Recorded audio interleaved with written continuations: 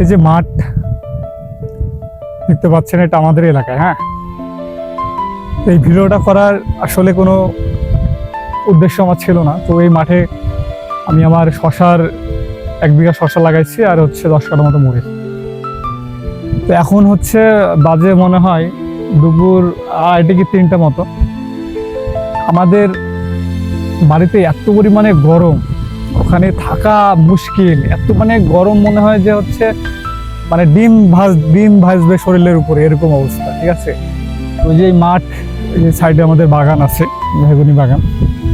এত পরিমাণে বাতাস এখানে, যারা শহরে থাকেন তারা এটা উপলব্ধি করতে পারবেন না যে এই যে প্রকৃতি। অন্তত শহরের মানুষজনকে এই বাতাস খাওয়ার জন্য হলেও গ্রামে আসা উচিত।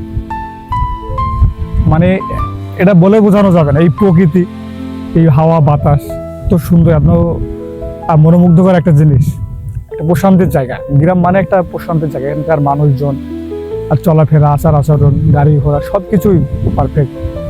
তো শহরে, আর যারা শহরে থাকে কারা? এই আমার বাপ, আমার চাচা, না হয় আমার ভাই, তাই না? তাদের ছেলে পেলে বড় হয়ে বলে যে হচ্ছে গ্রামের মানুষজন খ্যাত, গ্রামের মানুষজন ভালো না, শহরে থাকা ভালো। তো তারা যে তাদের প্রত্যেক পরিচয় যে গ্রাম থেকে উঠে গিয়ে যে তাদের বংশ বিস্তার হয়েছে শহরে, তাদের বাবা, দাদা, চাচা, তারা যে গ্রাম থেকে উঠে গিয়ে শহরে বসত বাড়ি ভিটা তৈরি করেছে, তারা হয়তো এটা জানে না। তাদের এটা অবশ্যই জানা উচিত। আমি একটা কথাই বলবো, আমি চাষির ছেলে, আমি নিজেও একজন চাষি, আমি চাষাবাদ করি। চাষাবাদ করা আর এই গ্রাম অঞ্চলে থাকার মতো আনন্দ আর কোথাও নেই। যদি যার যেটা ভালো লাগে, শহর আপনাদের কাছে ভালো লাগতে পারে, আমার কাছে গ্রাম ভালো লাগে। আমি শহরে ছিলাম, ঢাকাতে ছিলাম, ধানমন্ডিতে, রাজশাহীতে থেকেছি, কুষ্টিয়ায় থেকেছি। আমার বাসা কুষ্টিয়া দৌলতপুর থানায়। আমি একটা কথাই বলতে চাই, মানে শহর আর গ্রাম আকাশ পাতাল তফাৎ। আপনি গ্রামকে 90% দিতে পারেন, শহরকে 10% দিতে পারেন।